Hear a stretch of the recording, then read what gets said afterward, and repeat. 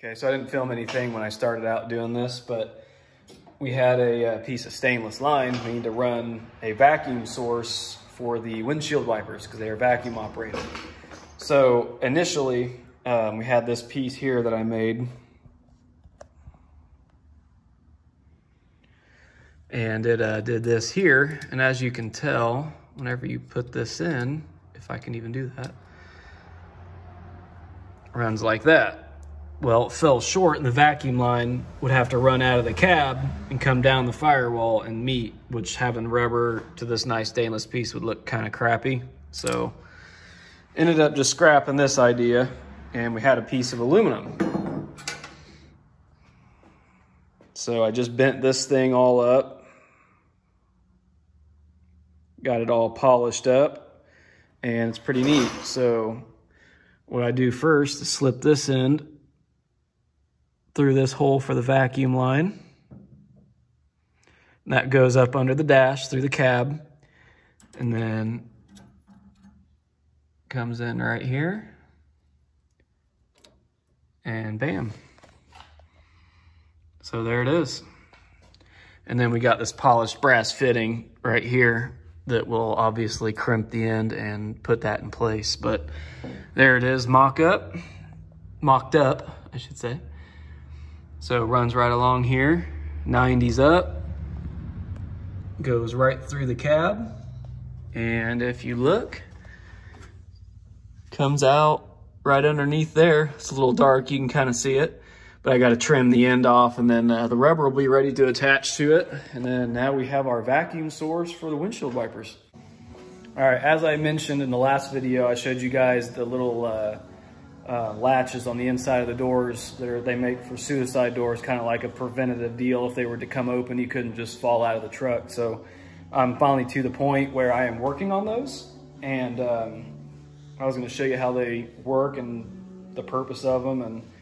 And the reason why I'm addressing them now is they've always worked before, but with all the new door rubber in and things like that, it may not line up exactly the same. But anyway, I just have these on here for now. There's actually a little cap that slips over with an Allen that puts a nice little handle on it. But as you can tell, when you're in the car and you shut the door or the truck, you rotate the handle and that pin comes out, which then in turn locks into the A-pillar over there. So I'm about to shut this door and see if we can get this thing to work. Okay.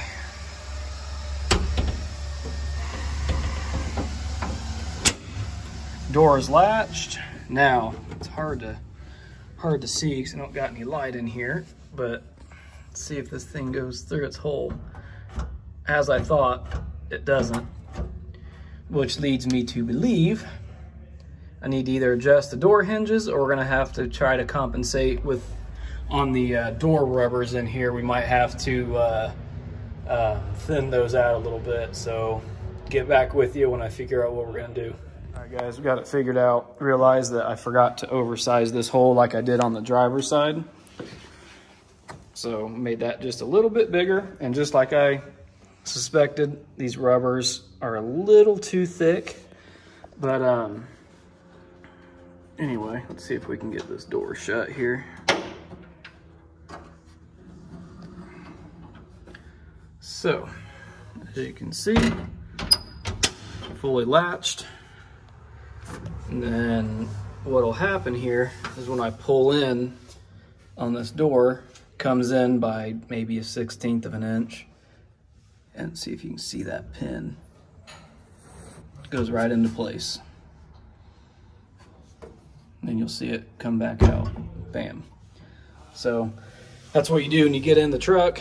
You latch your door and then turn that knob, and your safety latch goes in. The door is not gonna pop open on you. So that just tells me that either A, we'll have to pull on the door just a little bit to get that to latch, or B, we'll shave that rubber down, which we'll probably just shave that rubber down just a little bit to get us to where we can latch. And it's the same on both sides, so it works, they work perfectly. So just a little manipulation of those rubber stoppers and it should be good.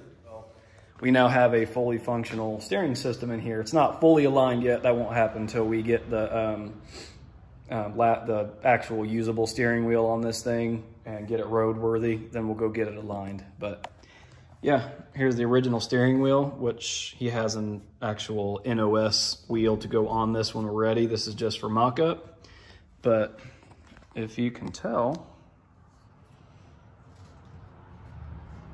yeah, we got a fully functional wheel. A little hard to turn. But yeah, and we also have a hubcap on this side too. But this is basically what I was installing. So if you can see, which these tabs haven't been folded over yet, but there's the pitman arm, and there's a drag link which goes over to that side. And then here's your tie rod end tube, tie rod end, and obviously on the other side. And I went through and gave it a quick alignment, got this tightened up. So we now have a fully functional steering system. Pretty simple unit. I mean, nothing compared to stuff nowadays. It's pretty simple, just stuff connecting one thing to another to make it turn. So this will obviously, like I said, get a final alignment when it's all roadworthy. All right, what we're working on today, I know I mentioned the exhaust tip. It was hanging too low. So what I've come up with a solution, instead of having someone bend it and possibly not having it bent correctly, exactly how we want it, I've actually found out there's enough room in there for me to twist it just the way I want it. I'm gonna go ahead and weld the tip on, so I'll show you what I'm talking about. So if you look under here, here's the exit. So this exhaust actually unbolts right up there at the muffler. You can see the clamp. So this is normally how it sits. You kind of see how much it angles down, way too much. So I've actually found out that I can slip the top portion of the exhaust in and get the exact angle I want for it to come out pretty much straight. So I can just weld around that seam. And then when the exhaust comes out, or if you have to take the exhaust off, you can unbolt it up there, drop the hangers down and pull it out. So we're gonna get to welding this thing. Got the welder all set up. So probably put the camera up and film me getting this thing burned in. So here we go.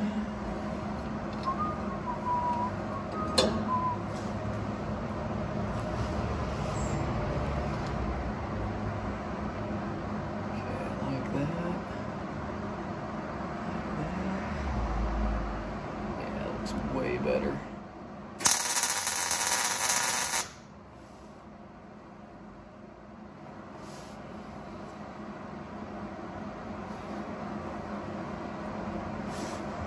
Now take a look and see if we like it.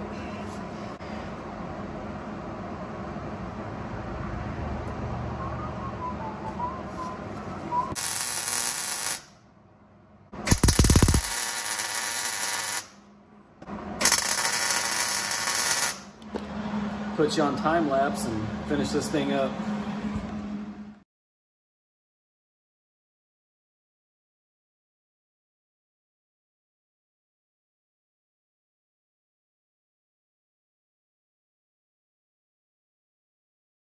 All right, guys, looks much better.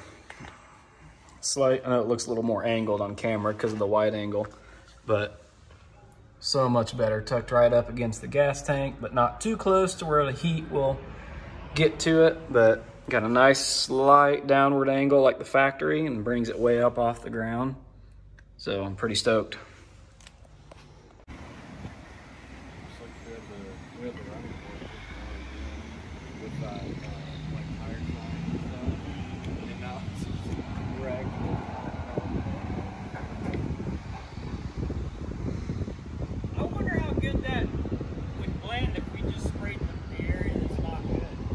I don't know.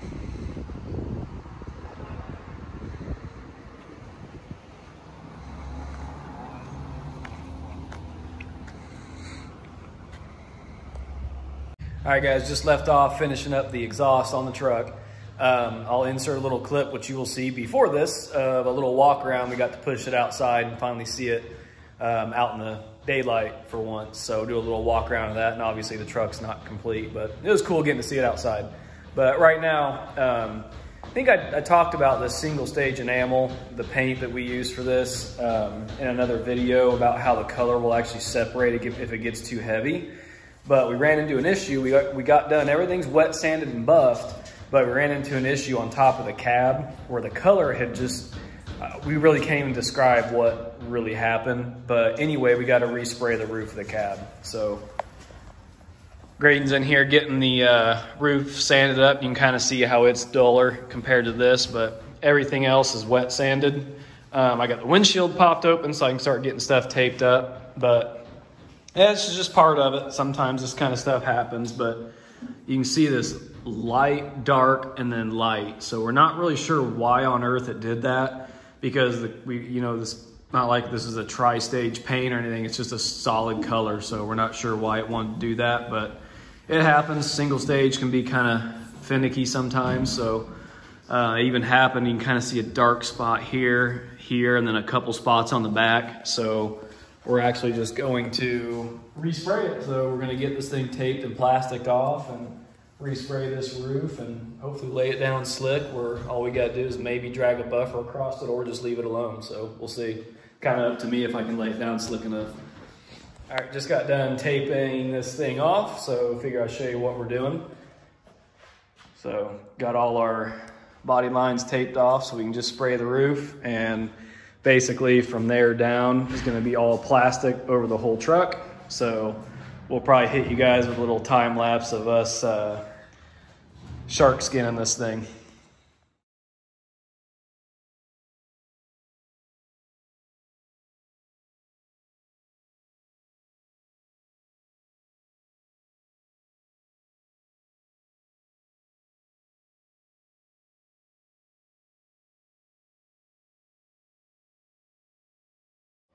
All right, as you just saw, we got the thing all plasticed off, so this is what we got. So now we got to go through, now that we got our tape, we got a Scotch-Brite where you see it's still glossy. We just got to go around our tape edges with some Scotch-Brite to scuff that up. And then it is going to be ready to go. So we'll go ahead and get this Scotch-Brited, and then we'll probably wax and grease it, wipe it down, and should be ready to mix up some paint and spray it. Wax and grease remove. Yes. To be specific. There we go. I feel like we say wax and grease because it's called wax and grease remover. We're yes. not actually putting wax and grease on it. Yes, literally removing it, using it as a cleaner. It's a removal of the dirt and toxins on the surface. Some people might not know that. Yes, so. Or it's also known as Prep-All. Why the heck are they waxing this thing? Yeah. I'm trying to think, but we usually keep it in a little spray bottle right here. We even label it with Prep-All. Just a little easier to use out of a spray bottle, so there's a little quick tip for you if you're sick of pouring it out of the jug and spilling it everywhere, because they don't pour the easiest. If you do it into a spray bottle like that, it makes life way easier. So as you can tell, we'll probably set up another little time lapse right here and Scotch-Brite this thing up.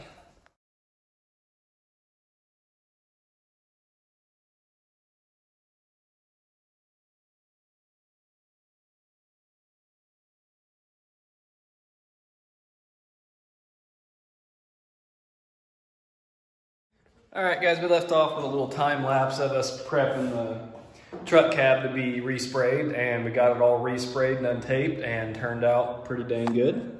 So there it is right there. Pretty stoked on it. Got like a couple specks of dirt in the cowl vent right there, which isn't a big deal because we can pop it right out and wet sand and buff it. Everything else turned out really well. So we are finally moving on.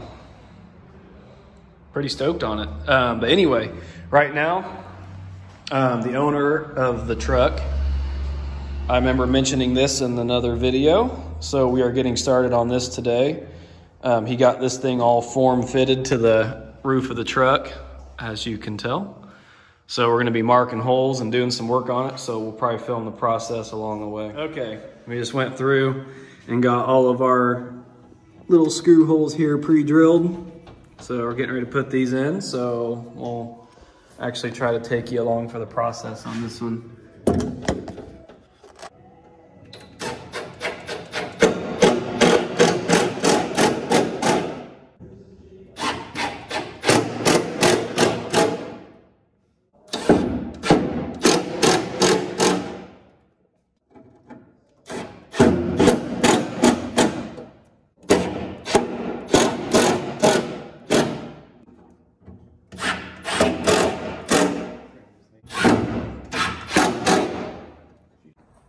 Okay, we got the thing all screwed in and bolted in. Bolts aren't tight, as you can tell. They're not fully bolted down yet, but got the thing in, and we're mocking these steel pieces up, which will screw into the wood itself. They're not obviously where they need to be. Once we do that, once these get screwed in the exact location they need to be in, they stay in, and then we'll be able to remove this piece, the whole centerpiece, as one unit when we're ready, and it can go get covered, and then when it comes back, it'll be able to lay right into place and should look perfect. So we'll fill you in when we get a little bit further with these pieces, and we'll see what we need to do. Okay, today we got a few things going on. I think in a previous video I had mentioned the sound deadening that the owner had installed on this. There's some of it right there. We just installed some on the upper cow area there on the inside. So that's in and ready to go. Got that done. We got this dash piece installed at the top portion here.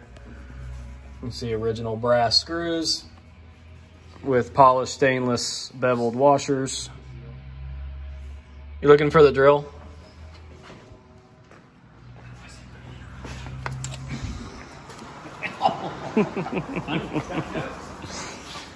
Anyway, so this is on and ready, and obviously we're still waiting to finish up the rest of the dash stuff until we get to the wiring portion. But right now, got the front bumper mocked up right now. So that's pretty cool. Got the windshield back in it after we sprayed the roof in, or resprayed the roof. And then we got the center section in. We're getting these mocked up, but we're waiting on the roof material to come in for that. So kind of haven't got to film a lot. Just been busy moving around, making things happen. Here's got this cowl vent seal in. So it's drying right now. And then I got the cowl vent itself.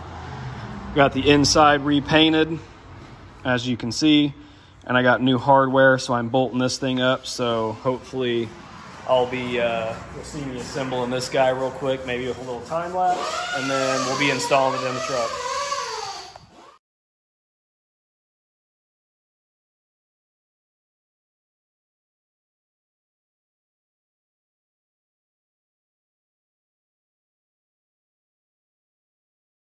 All right, last thing we did was get that cowl vent all assembled. Got it installed, and basically the main issue we're running into is the reproduction seal.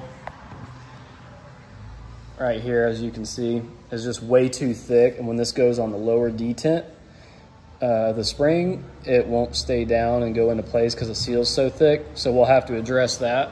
Got the windshield opening properly as well. Got it to the full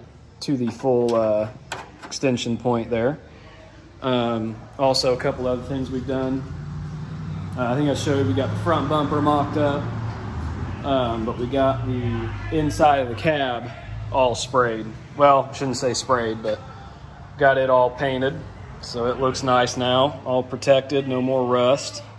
And we haven't done this yet because we're gonna wait till the top is out to finish all around the opening there.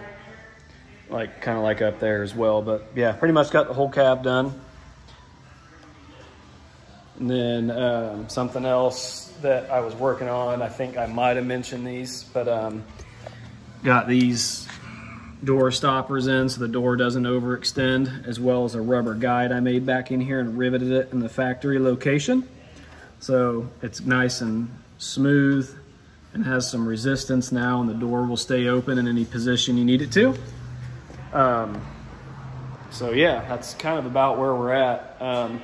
Also, I think I showed, I got this painted and got this done. I think I showed the stuff I did to this. So that bracket's back on and done. And then I think that is just about it, really. Did a couple more touch-ups on some areas. Here's one of them here. We'll show you real quick. So this was all chunked up in here and got it all fixed. So that's good to go. And next week we'll be starting on some cooler stuff. So like putting the original external oil filter on, things like that. So if there's anything else I can think of, I'll insert another clip in here, but that'll probably do it up for this video. I think I'm just going to end it here. Probably not going to be a super long one, I don't think, but I'm really not even too sure. So yeah, we'll see you in the next video.